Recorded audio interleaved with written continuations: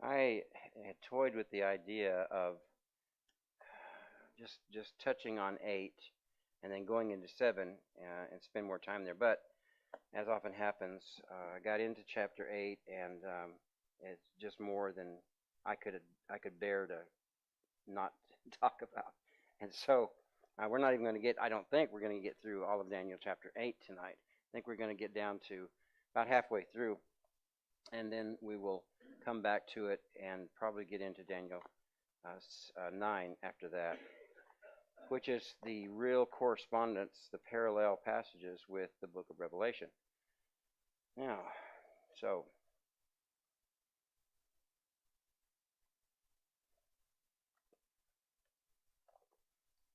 I need two hands to turn my Bible, I guess.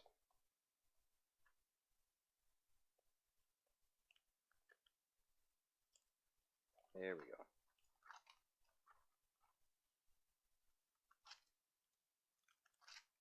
Now, before we read the passage, let's take a look at a little bit of review, not much, just to get everybody caught up here.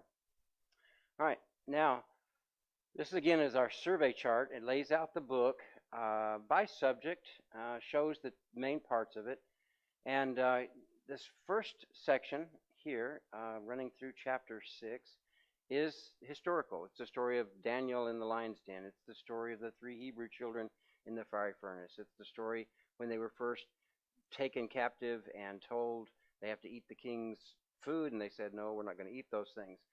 And it's their rise to prominence. They become not satraps, that was like a governor, but they become people who rule over, they become bureaucrats is what they become, but very powerful ones.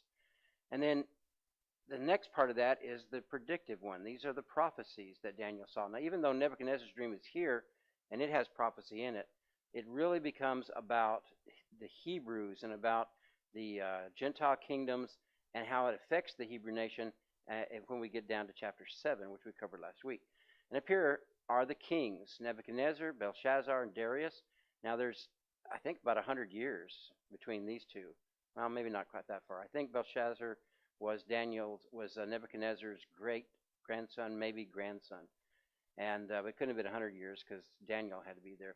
And then we come to Darius, and then we come to Belshazzar. Here again, and this is repeating back because this time period, this vision takes place, but this is the historical section. And then again, here's Darius again, and here's Cyrus again. And so those are the kings that are prominent during those chapters of Daniel. This section deals mostly with the Gentile nations. This section mostly with the Hebrew nations and the Gentile kingdoms that are going to be around them, surrounding them, and affecting them. This section, Daniel interprets dreams. This section, the angel interprets Daniel's dreams. And so you can see the difference there. And again, a very, very important historical book. The Hebrew Bible puts it with the history books. We put it in with our prophecy books. We look on it more as prophecy, whereas the Hebrew people look on it more as prophecy. As history. And this is our section here. The Hebrew nation, its relationship to Gentile dominion, its future in God's plan, 8 through 12:13. And this is our chapter for tonight, a ram, a goat, and a little horn. Israel in conflict with the New Old Testament Antichrist. Okay. All right, so now let's go to Daniel chapter 8. And let's read down through verse 14. So Daniel, 8th chapter, and the first verse. In the 3rd year of the reign of King Belshazzar, a vision appeared unto me, even unto me Daniel, after that which appeared unto me at the first. And so again, this is first person. He's telling you, this is what happened to me personally. And I saw in a vision, and it came to pass, when I saw, that I was at Shushan in the palace, which is in the province of Elam, and I saw in a vision, and I was by the river Ulai. Then I lifted up mine eyes, and saw, and behold, there stood before the river a ram which had 2 horns, and the 2 horns were high, but one was higher than the other, and the higher came up last. I saw the ram pushing westward and northward and southward, so that no beast might stand before him. Neither was there any that could deliver out of his hand.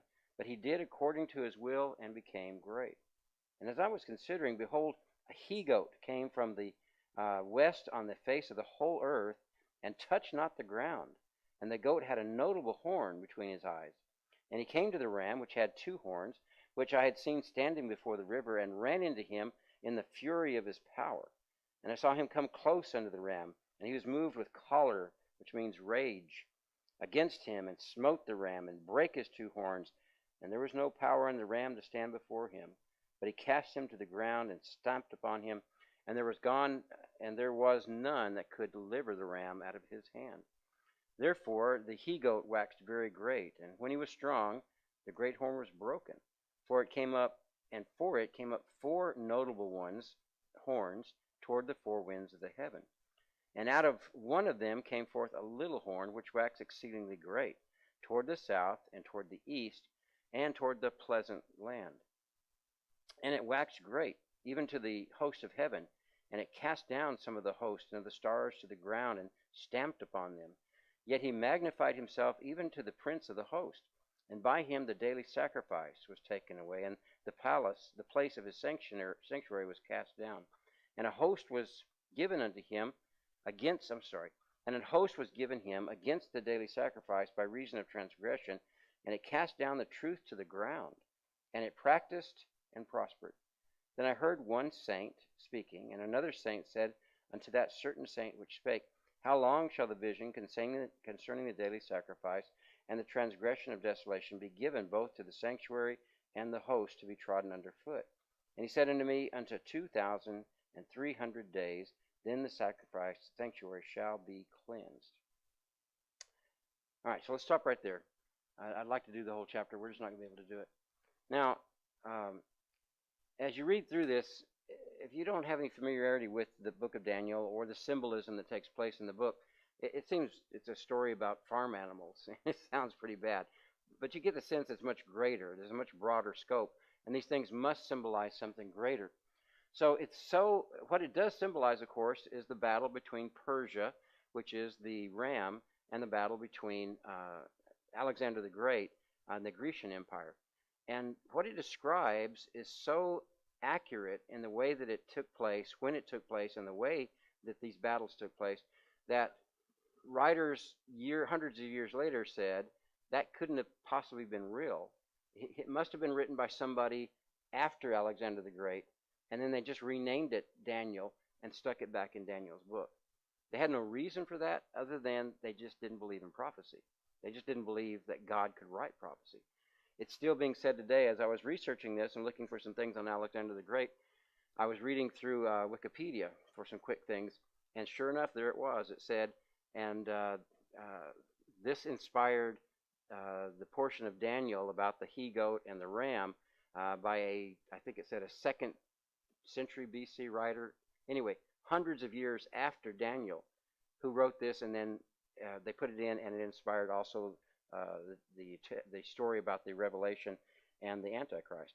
And so without any proof, without any objective data, they just put that in there and say, no, it wasn't written by Daniel during his lifetime. Somebody else wrote it, put it back there under his name, because it is just too accurate. The story that takes place, we're not going to go into all the details, but if you wanted to study the battles of Alexander, the battles of Darius III that he finally destroyed, Xerxes that started the war, you could, and you'll find that, again, it reads like history. Just take the ram and put Media Persia or Persia there, take the goat and put Greeks there, and it reads like history. This is what this man said in 233. He lived from 233 to 304 AD. So in controversy with Christians, he saw the book accurately relates the story of events that took place between the 5th century of the early 2nd century.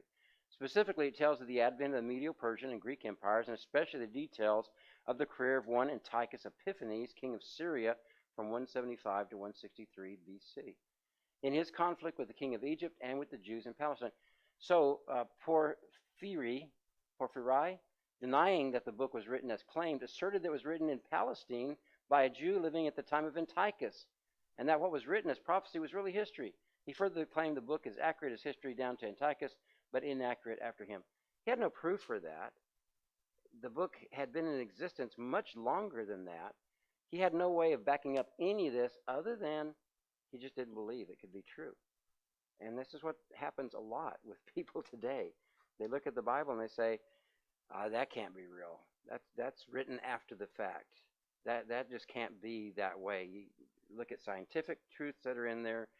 You look at historical truths. You look at archaeological proofs. You look at fulfilled prophecy, and they'll just say over and over again, no, that can't be true.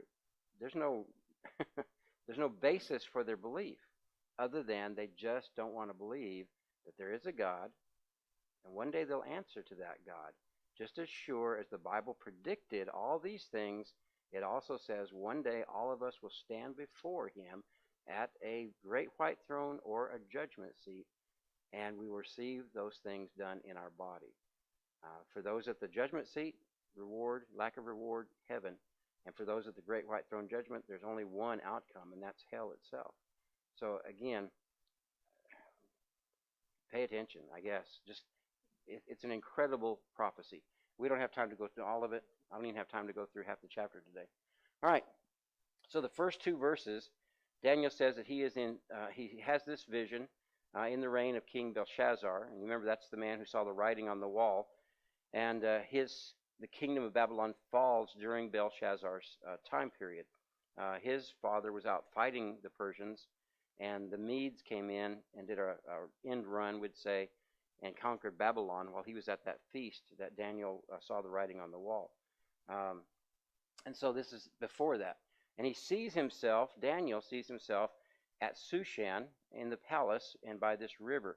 Now it turns out that the Babylonian capital was not in Shushan at this time. I'm sorry, the Persian capital was not in that area at that time. The Babylonian kingdom was not there. And so what he's seeing is, again, himself in the prophecy. And what Shushan comes into play is when Esther and Mordecai and Haman in the book of Esther. And that's about 100-something years from this time period. Even that first two verses is prophetic. He sees the capital of the empire there. All right, so again, that takes place under Esther and Mordecai, but he is seeing it take place then. Then he sees this vision. I like that illustration. It's quite good. So this is the ram and the he-goat. I guess in East Texas we'd call it a billy goat. But he sees this thing flying across the earth. First he sees the ram. And he sees, just like he saw the bear in chapter 7, one shoulder of the bear was higher than the other shoulder. And here he sees a horn that is more prominent than the other horn. And that shows that that Persia, which was a two-nation empire at the beginning, the Medes and the Persians, ultimately Cyrus was a Persian who led a revolt against the Medians and took over. And that Persian empire became much greater and lasted for well over 100 years. And it became dominant over the entire earth at that time. It was huge. But while he sees this, the ram does whatever it wants, whatever it wills. Then suddenly he sees this goat. Some translations call it a shaggy goat, but it's a very powerful goat with one horn. And it hits the ram, stomps it into the dirt, and the ram can't do anything. Whereas before it was the most powerful creature that there was, the most powerful empire, suddenly it can't do a thing. And so this story, of course, relates back to the history of the Persian Empire under Alexander the Great and Xerxes or Artaxerxes, and ultimately ultimately Alexander the Great. So these visions, this is again Daniel 8, correspond all the way back to Daniel chapter 2. This is Daniel chapter 2. Nebuchadnezzar saw this great image with its head of gold and silver and bronze and iron, and the feet of iron and potter's clay, or we'd say ceramic clay. And then in Daniel 7, Daniel dreamed of a winged lion. He saw a bear lifted up on one side, holding 3 ribs. He saw the winged leopard with 4 heads and 4 wings. And then this terrible beast, that he couldn't figure out what it was with the 10 horns. And also a little horn grows out of these 10. Then in chapter 8, it's just centered on these two, the ram and the goat. And so, but again, they're all corresponding to Gentile kingdoms with a spotlight on these particular two. Then when we get down to verse 8, again, the he-goat is the Greek Empire under Alexander the Great. That's represented by, he says, there's a notable horn. Goats don't usually have just one horn. And so he says there's a notable horn, and that is Alexander. And this goat moves so fast that the Bible says his feet don't touch the ground. He's like flying. And earlier in the previous chapter, the leopard had 4 wings, again signifying how fast it would move. So it turns out that Alexander and his army conquered all the great kingdoms of the world by the time he was 30. And that was only 8 years after assuming the kingship from his father, Philip of Macedon. So he took over that kingdom at 22. By the time he's 30, he rules the world. The entire world is his. They said that when he hit 30 on his 30th birthday, he cried because there was nothing left to conquer. I don't know if that's true or not, but it signifies how fast this happened. And so you can see why this vision would fit. Daniel seeing this goat moving so fast over the ground his feet don't touch, and the leopard with the 4 wings. There's nothing else has moved that fast in all of history. Nothing took this much land this quick as Alexander did. He did this using a new battle format or formation called a phalanx. And it shows a picture of it here. This combined with a very powerful cavalry, nobody could stand against it. And the trick was that this was just like a hedgehog or a porcupine. They had these great big long 18-foot spears, pikes, and they would hold them down to the front, or if somebody attacked them over here, then this group over here would immediately drop the spears over here. If they attacked them from the rear, they'd drop the spears there. You couldn't get to them. You couldn't run up on those spears, and if you broke the spears up here, the second row would drop theirs, and the third row drop theirs, and this row would drop back. And so in this day and time, it was pretty much invincible. You couldn't fight against it. And then what they would do is come up here with hundreds of men in this phalanx, and then behind here they'd have cavalry, where the opposing army couldn't see what the cavalry was doing. And so as a weakness would open, a signal would be given, and the cavalry would ride this way or a long way around, and they would hit them from the side or from the back, and they would just utterly destroy them. Now, to us today, it looks like, well, we could figure that out. But they couldn't back then. They just didn't have any way of doing it. And remember, he's going from city to city to city before they can even get the news that this is how they're fighting and this is how you should stand against it. He just kept going. There's multiple stories about Alexander the Great. He got to a city in where there was a, was it the Gordian knot? Is that right? There's this knot tied to a wagon. And it was said that the man who could figure out how to untie that knot would rule the world. Alexander walked up to it with a sword and cut it in half and said, problem solved. And that's kind of the way he fought. It wasn't conventional. The city of Tyre, which is built on an island, was considered invincible. This was the old Philistines, the people of the sea. And they were very powerful, and they knew nobody could get out to them. There was an island, and once they withdrew their bridges, they couldn't do anything. Alexander spent, I don't know how many months, building a causeway from there all the way up. And as he got closer, he told them, give up, surrender, or when I get in there, everyone dies.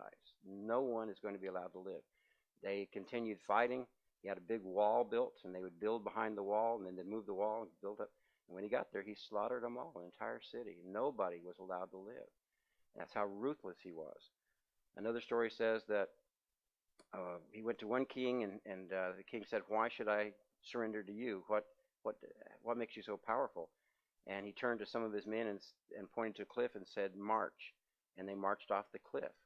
And they fell to their death, and then they stopped, and then he turned to that man and said, that's why you need to surrender to me, because my men will do anything I tell them to do. How many of those are true? I know the Tyre story is true, but the rest of them, I don't know. I'd hate to think he marched his own men off a cliff, but it proved the point. Those men died, and that king surrendered immediately, saying, how can you stand against something like that?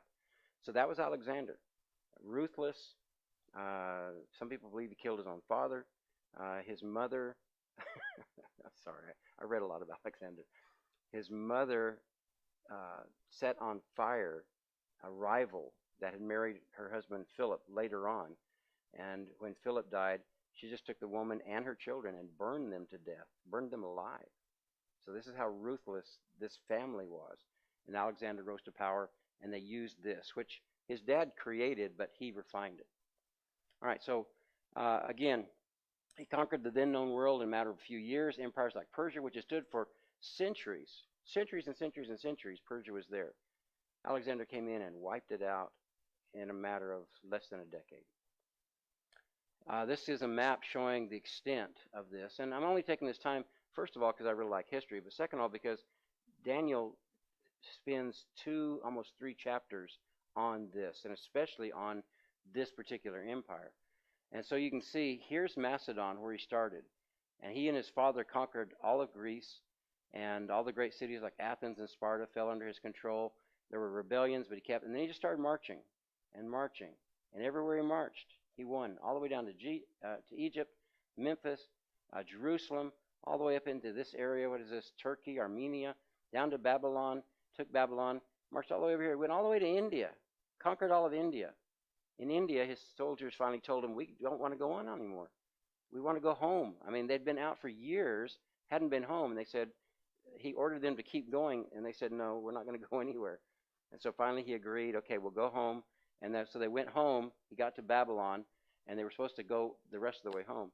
And in Babylon, he had a 2-day drinking party for his birthday, got falling down drunk, and he died. By 33 years old, Alexander the Great, who had conquered the world, was gone. So, again, a very fast life, a very powerful life. The kingdom he set up took over the old Persian kingdom.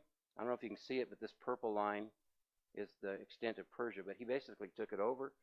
He took the same governors, the same bureaucracies, the same rulers, unless they fought against him, and he just took that over, made it Greek.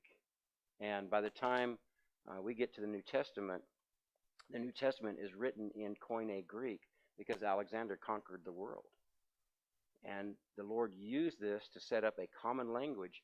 Even during the Roman times, you could travel anywhere in this empire and speak Greek, and it was the language of commerce, and there was somebody who would understand what you were saying. And so when the Bible came out, you could take the Bible anywhere in here in Greek and share it with anybody. So again, what we see at Alexander, this great, powerful, almost crazy, ruthless person, God still used in the palm of his hand to do what he wanted to. Now, I don't think God wasn't the one killing people. God wasn't the one marching soldiers off a cliff. But God took this king and used him to prepare the entire world for the time when his son would come, and there'd be one common language so that everybody could hear the gospel. That's providence. That's sovereignty of God. And that's amazing. All right. I could read it all to you, but again, 323 BC, drinking in the palace of Nebuchadnezzar II, he falls ill and dies. Some say it was alcohol. Some say it was malaria. Some say it was poisoned.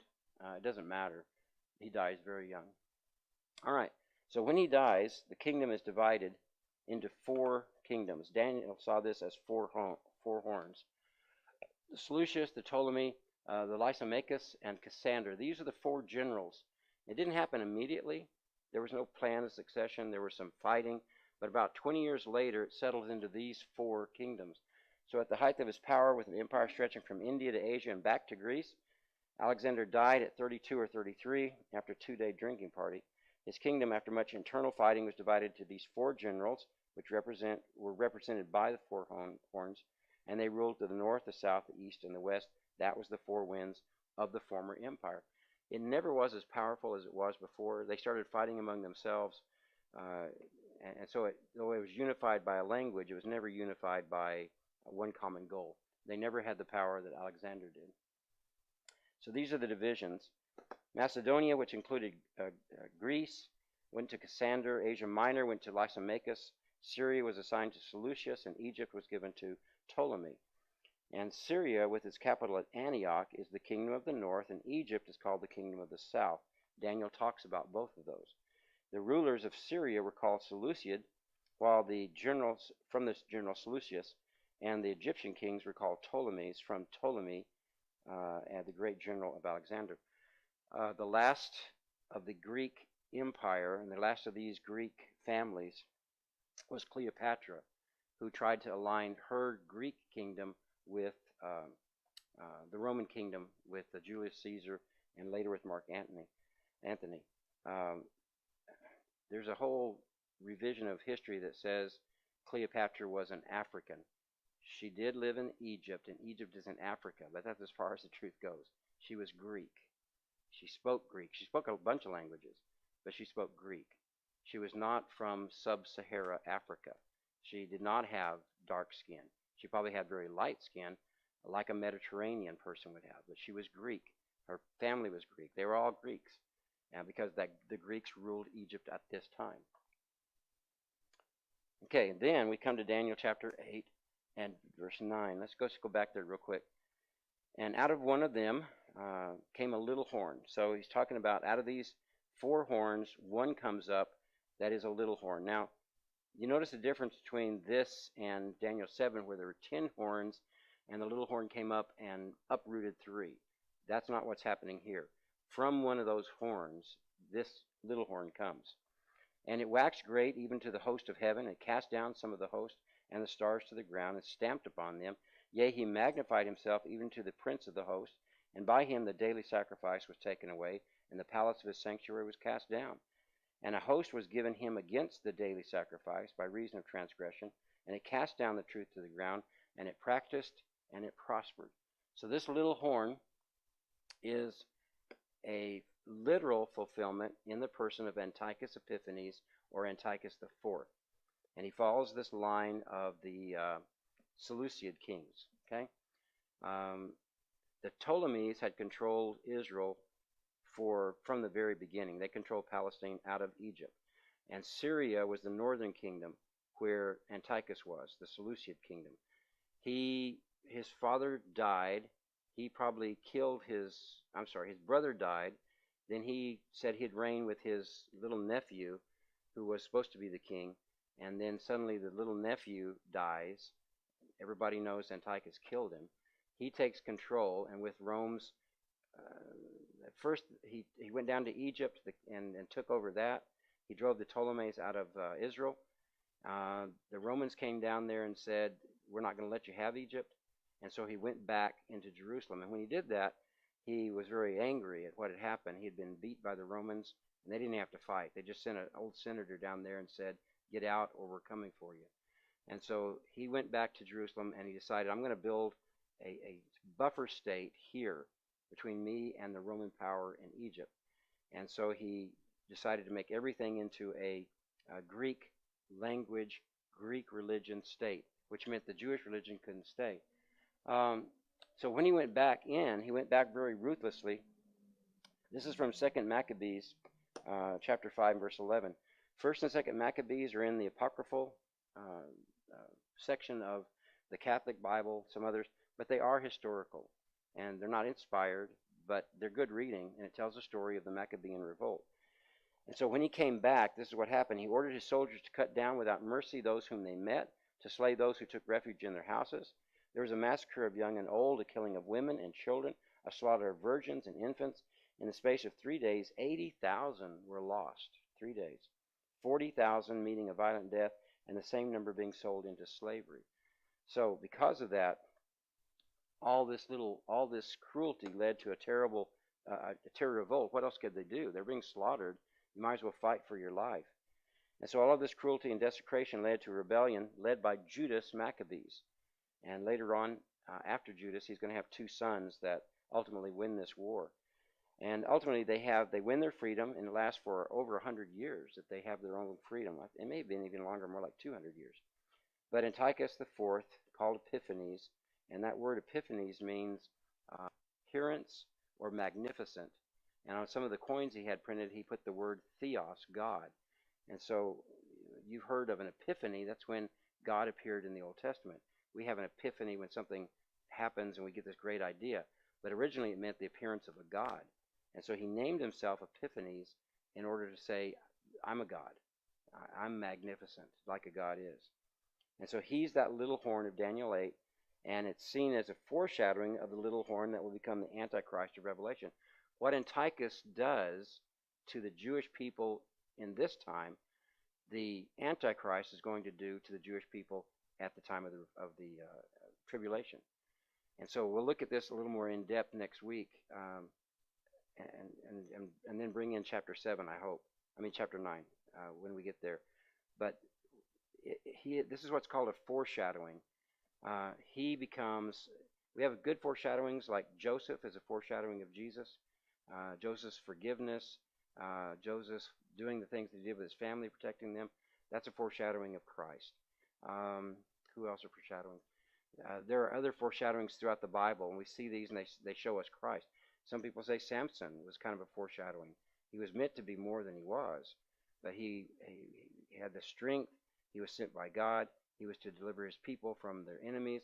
And again, he messed it up, but he was also could be considered a foreshadowing. So here's a negative foreshadowing. Antiochus is a negative foreshadowing of the Antichrist.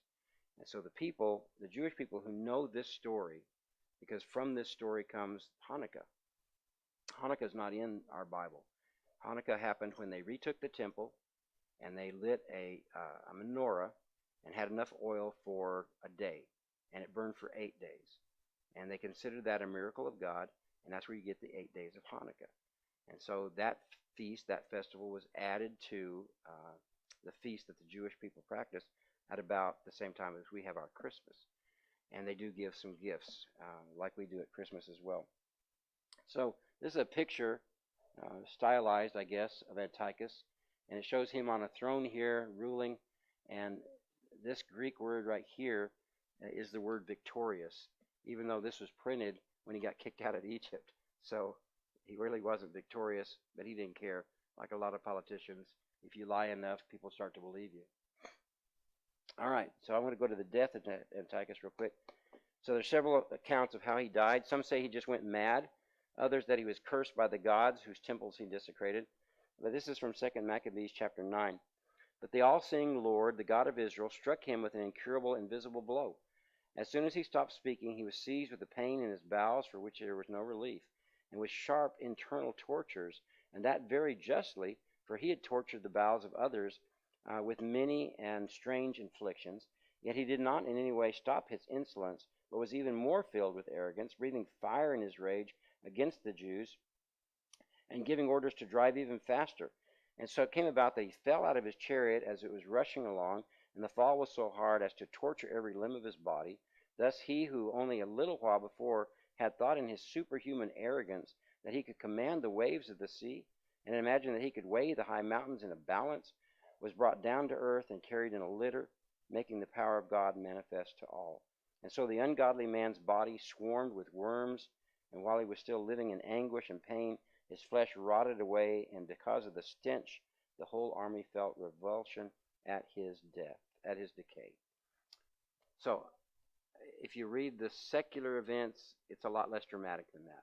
If you read 2 Maccabees, it's a very dramatic thing that happened.